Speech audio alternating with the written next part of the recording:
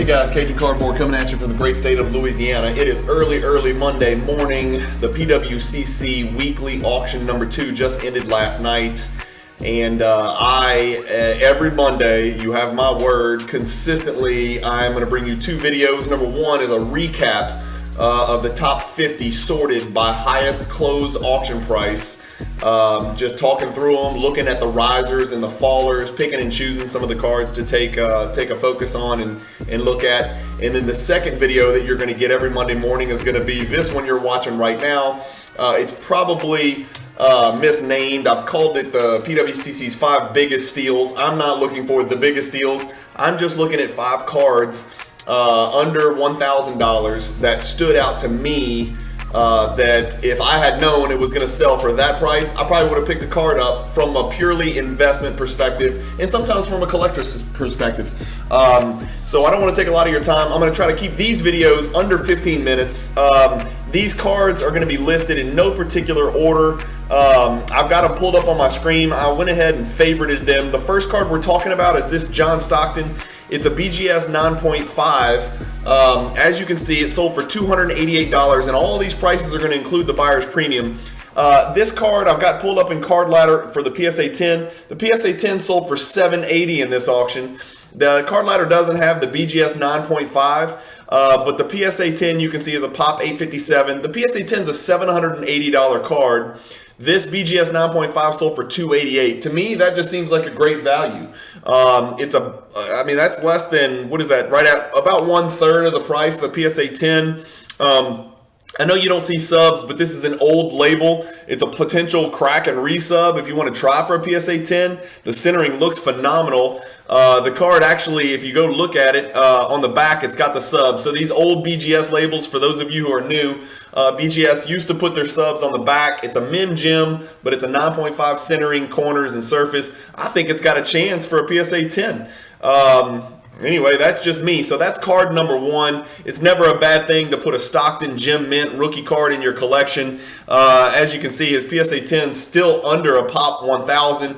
You can see the middle finger graph showing the run-up of this card during the crazy first quarter of 2021. And then if you look at maybe the last 3 months, you'll see this card's kind of settled and just kind of stayed put. The PSA 10 we're talking about here, it's hit 1,000, but really this is more like an $800 card. I personally picked up a PSA 10 copy as well, but I think this BGS 9.5 sold a little bit too low at $288.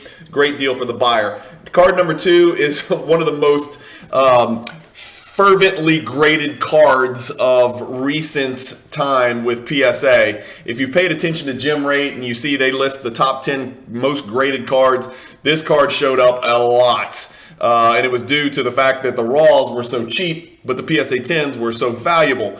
So this 1990 Fleer Jordan base PSA 10 sold for $252. It's a crazy high pop, well, not crazy by today's standards, but it is a very high pop card by Jordan standards, even for a base card. The PSA 10 copy is a pop 4,587, but I just wanted to show you the last few sales. So if we look at the last 2 weeks, you'll see 1, 2, 3, 4, 5, 6 sales.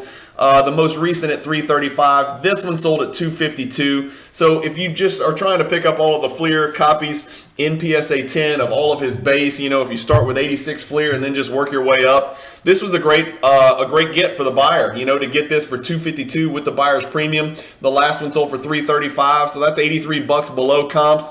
All of these comps are above, you know, so that's a really good get for the buyer, in my opinion. It's never a bad thing to put a Jordan base PSA 10 in your collection. They're just beautiful to look at, and they bring back so many memories of trying to pull these cards from packs for us old people when we were kids. So that's card number 2. And remember, the guys, these are not in any particular order. Card number 3 is this Kobe Collector's Choice Lakers Team Set Parallel PSA 10. I don't know much about it. I don't collect Kobe, but this one did. Let me get my face off of it. This card did stick out to me. It seemed like I looked at it and I was like, that seems really cheap. $276.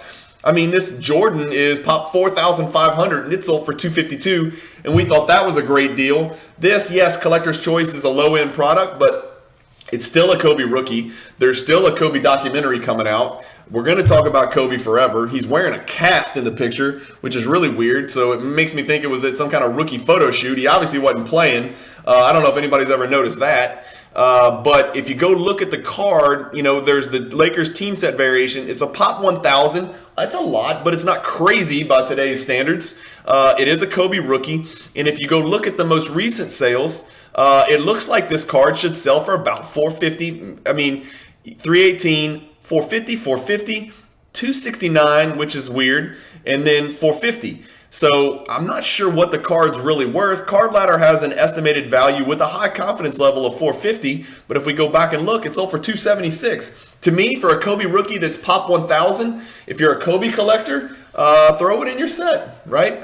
Just throw it in your PC. I think that's a pretty good buy. Again, I'm not a Kobe guy. Maybe I'm wrong. Comment below and tell me if you think I'm crazy on any of these. But these are 3 cards so far, the 9.5, the Jordan, and the Kobe. If you told me I could get it for this price, and this one probably notwithstanding because I already own it, I would probably grab it. Cards number 4 and 5 is this, and again, I'm not a Carmelo owner either. I don't have any Carmelo cards except his 2012 Prism because I'm trying to collect the set. But this is a Carmelo Topps Chrome Refractor PSA 9 with pretty decent centering for a 9. It's about 9 centering if you ask me what I'm looking at. And it is a refractor. I see no greening or anything like that. It's a PSA 9. It's sold for $372. If we go look at it on Card Ladder, guys, it's a Pop 128. This is a Pop 128 card. The Card Ladder has on here, if you look in the last 4 sales, $550, $550, $565, $438, and then this one for $372. That's a steal. I don't collect Carmelo, but he's going into the Hall of Fame. I think he's a top 10 scorer of all time. I'd have to pull up Basketball Reference, but I'm almost certain he is. I know people get caught up in the moment and they forget about the Carmelos, the Blake Griffins, the Dwight Howards, and the Kevin Loves, how good these guys were because they see they're old and their knees don't bend and they can't, they don't dunk on people and they don't block shots and they're a shell of what they used to be. What you guys got to remember is everybody goes through that. Jordan with the Wizards was not like Jordan with the Bulls. Carmelo with the Blazers is not like Carmelo with the Nuggets or the Knicks. Dwight Howard is certainly not what he used to be. Blake Griffin can't even dunk a ball in a game anymore. It's hard to remember how good these guys used to be. But one day people will look back and they will remember. And that's what we're seeing, a resurgence of like a Sean Kemp and a Gary Payton and a Karl Malone and a Olajuwon. We're seeing a resurgence of cards like that in the 90s that are attractive to people and they're growing in value.